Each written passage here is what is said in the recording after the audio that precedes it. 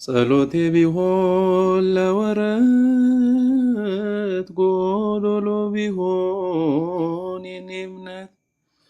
ባረከኝ እኔን ከሰማይ በደል ጥፋቴንም ሳታይ ቀባኸኝ ጠርተኸኝ ከዱር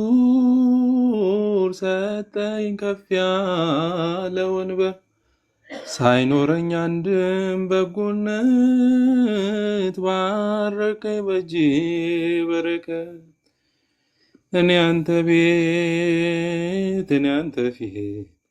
የምቆም ሰው አይደለሁም፣ ግን ፍቅር ነህ ለዘላለም የሚመስል ማንም የለም፣ ግን ፍቅር ነህ